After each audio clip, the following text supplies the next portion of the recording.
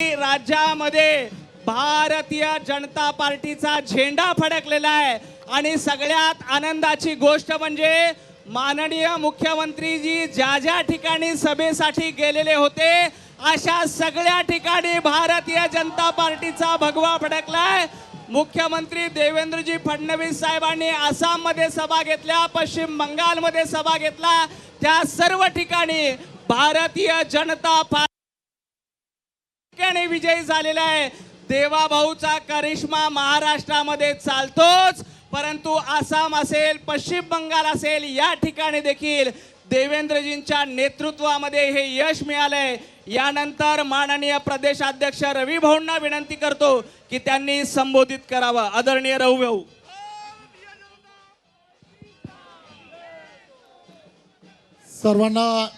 सर्वांना विनंती आहे, सर्वांनी दोन्ही हात उंच करून आपण सर्वांनी घोषणा द्यायच्या आहेत। बोला भारत माता की, भारत माता की, वंदे वंदे भारतीय जनता पार्टीचा। आपण आज सर्वजण देशभरामध्ये असणारे भारतीयांना, देशाचे पंतप्रधान आदरणीय नरेंद्र मोदीजी, आदरणीय अमित भाई, आदरणीय राष्ट्रीय अध्यक्ष नितीन नवीनजी आणि सर्व देशभरामधील असणारे सर्व कार्यकर्ते, पदाधिकारी ज्यांनी केलेल्या प्रचंड मेहनत आणि या मेहनतीमुळेच आज जसं म्हटलं जातं की आज श्यामाप्रसाद मुखर्जी यांची आठवण करणं की ज्यांनी भारतीय जनता पार्टीला दिलेली विचारधारा आणि त्या विचारधारेबरोबर आज राष्ट्रीयत्व आणि राष्ट्रीयत्वाचा खऱ्या अर्थाने सन्मान या सर्व राज्य, मग आसाम असेल, पश्चिम बंगाल असेल, या सर्व राज्यातील असणाऱ्या सर्व मतदारांनी केला। आणि मला सांगायला आनंद होतो की साहेब, आपल्या महाराष्ट्र राज्यातील असणारे सर्व आपल्या भारतीय जनता पार्टीतील असणारे कार्यकर्ते की जवळजवळ बंगाली कार्यकर्ते 6000 पेक्षा जास्त कार्यकर्ते हे पश्चिम बंगाल मध्ये गेले। 200 पूर्ण मतदारसंघामध्ये रात्रीचा दिवस केला आणि मी खऱ्या अर्थाने या सर्व कार्यकर्त्यांचं मनपूर्वक धन्यवाद देतो। आणि जसं म्हटलं जातं, खेला झाला आणि तिथल्या असणाऱ्या प्रत्येकाला समजलं की देशाचे पंतप्रधान नरेंद्र मोदीजी यांच्या नेतृत्वात आज या सर्व ठिकाणी जो विजय मिळाला आहे, हा विजय हा राष्ट्रीयत्वाचा विजय आहे, नॅशनॅलिटीचा विजय आहे असं मला वाटतं। पुन्हा एकदा सर्वांचं मनपूर्वक धन्यवाद। जय हिंद, जय महाराष्ट्र। धन्यवाद रवी भाऊ। खरं तर ममता बॅनर्जी यांनी सांगितलं होतं खेला होबे। यावेळेला पश्चिम बंगालच्या सर्व नागरिकांनी ममता दीदींसोबत काय केलं? भारतीय जनता पार्टीचा। आणखी एक महत्त्वाची गोष्ट या ठिकाणी नमूद केली पाहिजे। माननीय मुख्यमंत्री देवेंद्रजी फडणवीस साहेब आसाम मध्ये, पश्चिम बंगाल मध्ये ज्या ज्या ठिकाणी प्रचारासाठी गेले होते त्या सर्व ठिकाणी भारतीय जनता पार्टीचा झेंडा फडकलेला आहे। ज्यांच्या नेतृत्वाचा करिश्मा महाराष्ट्रभर गाजतोय, पश्चिम बंगाल, आसाम मध्ये देखील गाजतोय, असे आपल्या सर्वांचे लाडके आदरणीय देवाभाऊंना विनंती करतो की त्यांनी कार्यकर्त्यांना संबोधित करावं। बोलो भारत, भारतीय जनता पार्टीचा दुपट्टा घालून भारत माता की, भारत माता की, छत्रपती शिवाजी महाराज की, धर्मवीर छत्रपती संभाजी महाराज की, जय भवानी, जय भवानी, वंदे वंदे वंदे। आजच्या विजय उत्सव प्रसंगी आपल्यामध्ये उपस्थित असलेले आपले महाराष्ट्राचे अध्यक्ष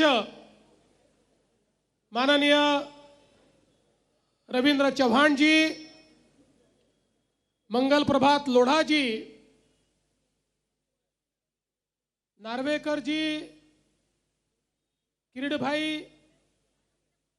या ठिकाणी उपस्थित योगेशजी, आपले सर्व आमदार, सोमादीदी, या ठिकाणी उपस्थित सर्व पदाधिकारी आणि उपस्थित सर्व भगिनी आणि बंधूंनो, आजचा दिवस आपल्या सर्वांकरता एक अतिशय ऐतिहासिक दिवस आहे।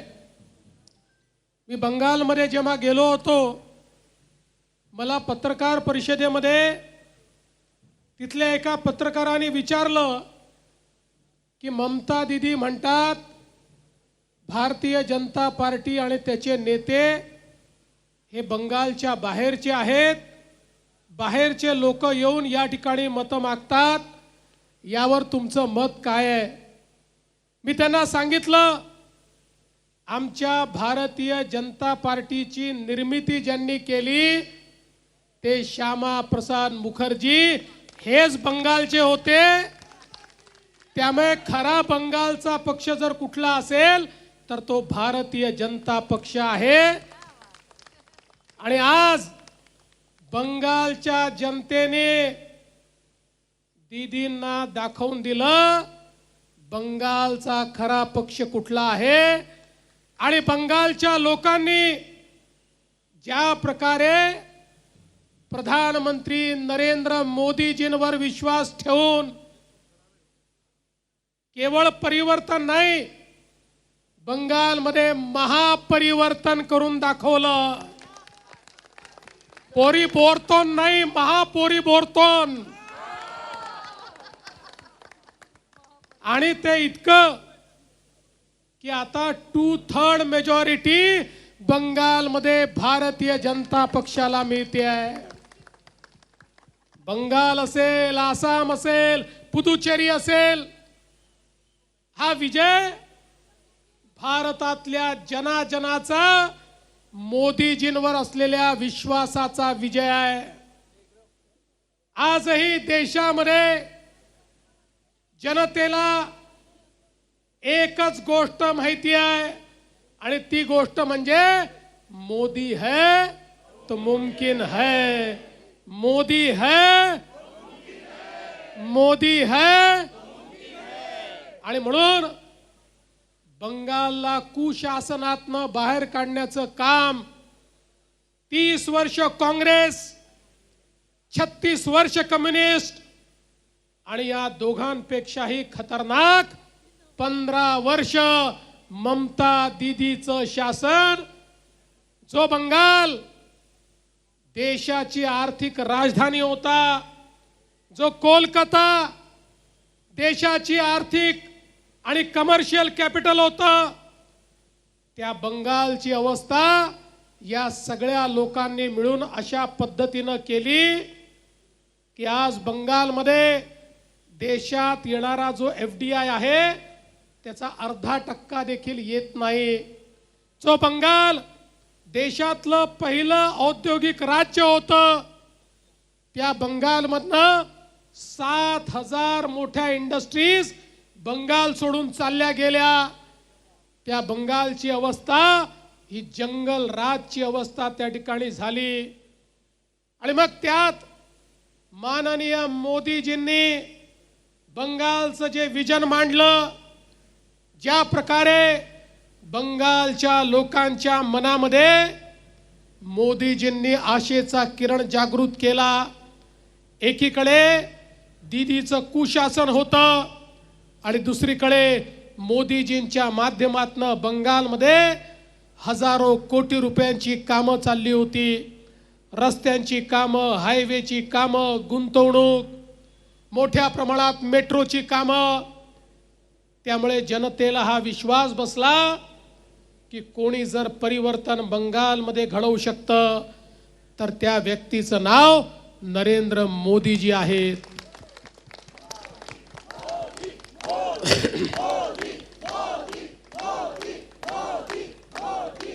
मोदीजींवरचा विश्वास आज जनतेनं मतपेटीमध्ये दाखवलेला आहे. आणि त्यासोबत आपले मास्टर स्ट्रॅटेजिस्ट,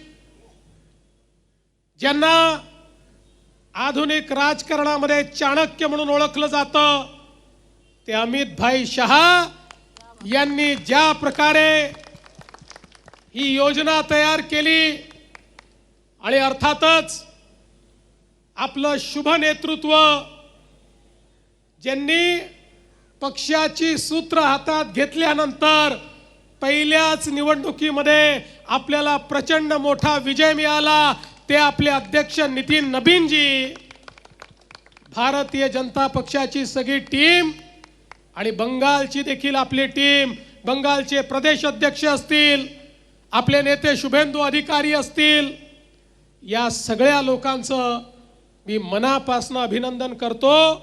त्यांना मनापासून धन्यवाद देतो. कारण बंगालचा विजय हा केवळ एका राज्याचा विजय नाही आहे.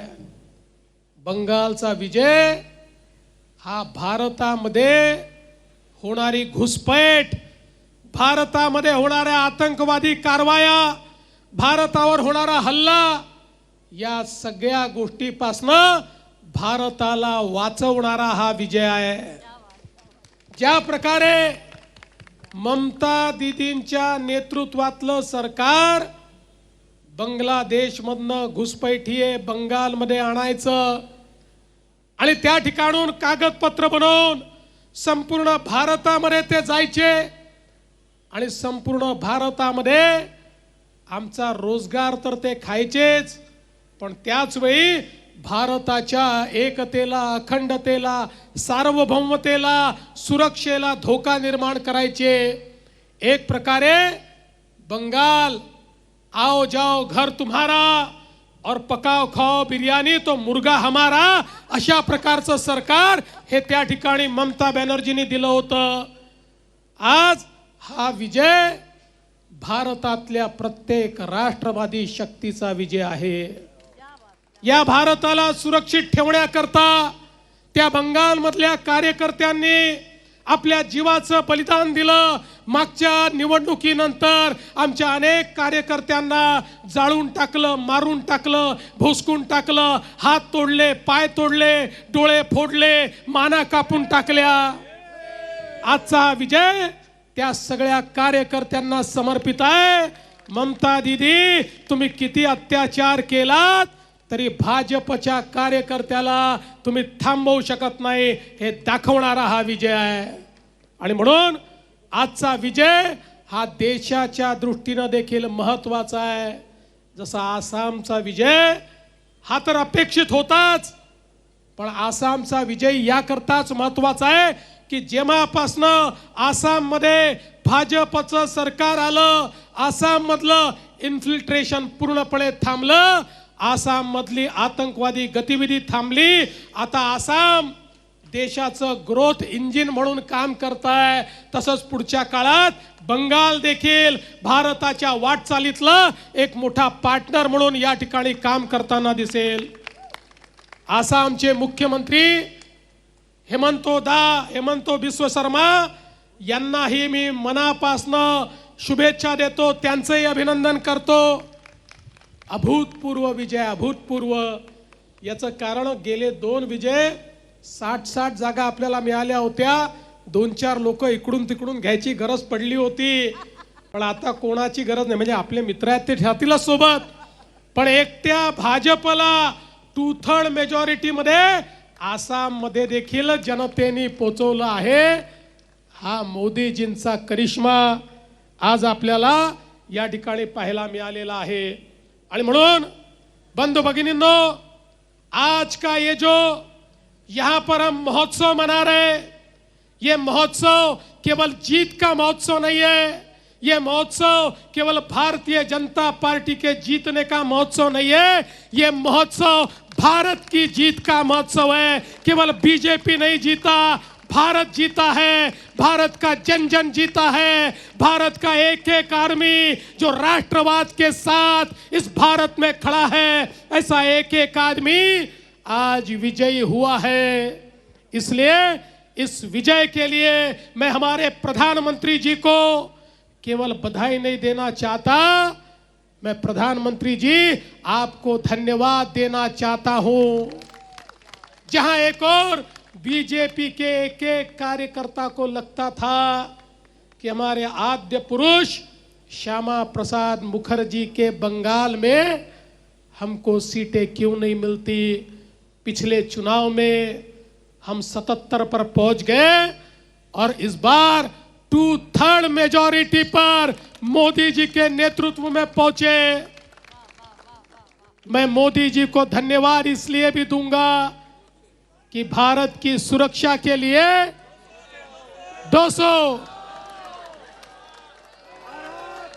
भारत माता की, भारत माता की, ये तो बहुत बड़ा खेला हो बे।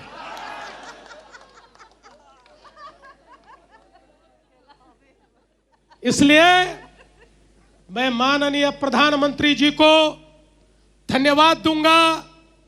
प्रधानमंत्री जी ने जिस प्रकार से मेहनत की है और जिस प्रकार से प्रधानमंत्री जी को बंगाल में रिस्पांस मिल रहा था, हम सब ने देखा।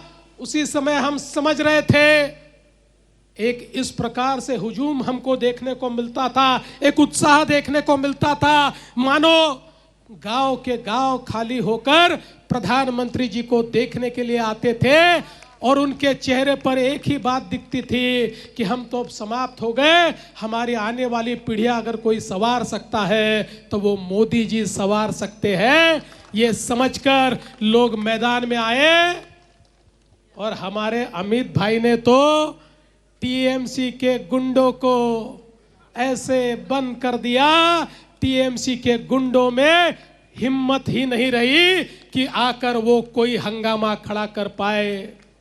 देश के इतिहास में यह पहला चुनाव है बंगाल में जहां पर किसी की मौत नहीं हुई, जहां पर कोई घायल नहीं हुआ।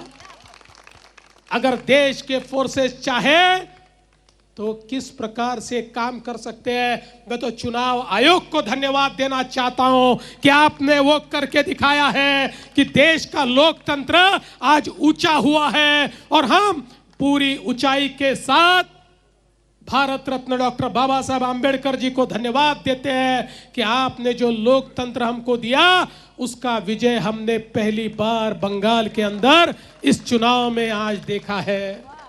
दोस्तों, हमारे अमित भाई ने जिस प्रकार की स्ट्रेटेजी तैयार की, हमारे अध्यक्ष नितिन नवीन जी ने जिस प्रकार का काम किया, हमारे बंगाल के प्रदेश अध्यक्ष हो, हमारे शुभेंदु अधिकारी हो, हमारे जो असम के अध्यक्ष है, हमारे असम के मुख्यमंत्री हेमंत बिस्व शर्मा है और तमाम कार्यकर्ता है, इन सभी को मैं बधाई देना चाहता हूं। और मैं ये कहना चाहता हूं, इस विजय के साथ भारत के 78% भूभाग पर बीजेपी और एनडीए का शासन आ चुका है। 78% भारत की भूमि पर अब बीजेपी और एनडीए ये शासन कर रही है और मोदी जी के नेतृत्व में भारत निरंतर आगे बढ़ रहा है। अब मुझे पता है, अब हमारे कम्युनिस्ट तो सारे राज्यों से आउट हो गए, लेकिन बंगाल की हार के बाद अब आश्चर्य मत मानना कि आज या कल ममता दीदी प्रेस कॉन्फ्रेंस करेगी और ईवीएम पर ठिकरा फोड़ेगी। क्योंकि केरल में तो ईवीएम सही चलते हैं, लेकिन बंगाल में ईवीएम बदल जाते हैं।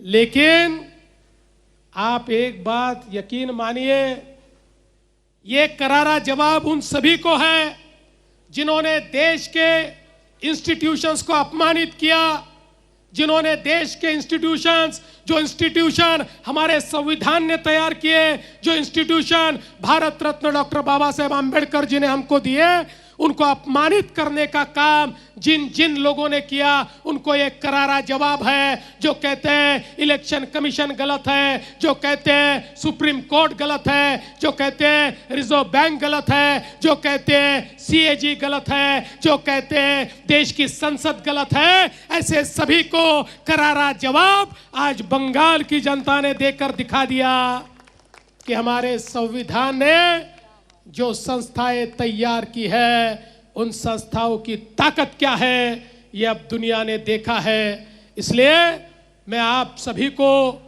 आज के इस विजय की बहुत शुभकामनाएं देता हूं, आप सभी को बहुत धन्यवाद देता हूं। आपण सगळे लोक आज मनापासून या ठिकाणी खुश आहोत आणि मला विश्वास आहे की मोदीजींच्या नेतृत्वात हा विजयाचा रथ असाच पुढे जात राहील। मगाशी आमचे नवनाथ म्हणाले, मी ज्या ज्या ठिकाणी गेलो त्या त्या ठिकाणी विजय मिळाला। नवनाथ, तुम्ही जरी गेले असते तरी एवढाच विजय मिळाला असता, काळजी करू नका। हा विजय कुठल्या देवेंद्र फडणवीसच्या जाण्याने नाही, हा मोदीजींवरच्या विश्वासाचा विजय आहे। लोकांनी ठरवलं होतं केवळ मोदीजींचा संदेश घेऊन त्यांच्यापर्यंत पोचायचं होतं। जिथे आज्ञा झाली त्या त्या ठिकाणी तो संदेश घेऊन पोचलो, लोकांना संदेश दिला आणि लोकांनी सांगितलं काळजी करू नका, आम्ही तर मोदीजींच्याच पाठीशी आहोत। आणि लोकांनी निडरतेनं न घाबरता 92% वोटिंग करून बंगालमध्ये दाखवून दिलं आणि लोकशाहीचा विजय झाला। आता उद्या सकाळी 9 वाजता पुन्हा लोकशाही पराजित झाली असं जरी आपल्याला ऐकायला मिळालं तरी देखील गांजा कुठे मिळतो हे मला सांगा। मी गृहमंत्री आहे, त्याच्यावर कारवाई केल्याशिवाय राहणार नाही।